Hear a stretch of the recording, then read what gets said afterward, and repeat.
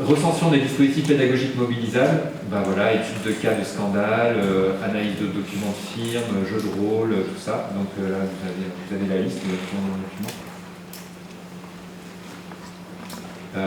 Après, ils abordent l'idée de, justement, on en a parlé plusieurs fois aujourd'hui, donc à quel moment du cursus, eux, ils pensent que le mieux, c'est que ça apparaisse un peu tout le long, c'est revenu plusieurs fois aujourd'hui, en faisant vraiment attention à l'importance du timing. C'est-à-dire que, évidemment, si on parle pour la première fois des cadeaux, alors qu'on est déjà en 6e année, qu'on en a reçu plein avant, ça a moins de pertinence que de le faire dès les premières années, quand on commence à les recevoir, quoi.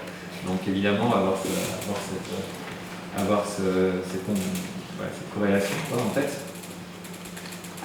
Réflexion sur l'intégration concrète au programme actuel et aux changements à apporter à ces derniers. Alors là, en fait, dans le document, on a proposé un tableau qu'on a retravaillé, qu'on a essayé de contextualiser à ici, parce que, évidemment, c'est pas le même contexte. Alors, ce que j'ai fait, en fait, c'est que je me suis basé sur une annexe du diplôme interuniversitaire de Bruno Autain, où en fait, il a essayé de repérer tous les items où on pouvait aborder cette question des conflits d'intérêts, déjà dans l'état actuel des textes. Alors, c'est le programme national, en sachant que c'est déjà pas très évident, parce que c'est le programme national, mais en fait, ce qui compte, c'est vraiment ce que chaque fac en fait, et c'est au niveau local que ça se passe. Mais ça donne quand même une idée, et donc, par rapport à chaque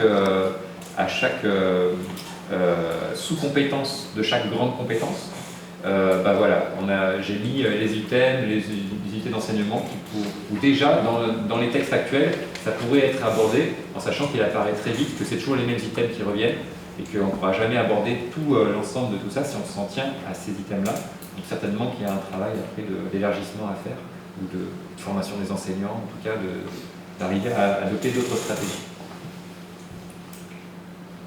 Et ça se termine par une checklist, voilà, hyper pratique quoi, pour les équipes, les doyens, les enseignants qui veulent se saisir de ça pour voir si tout a été fait.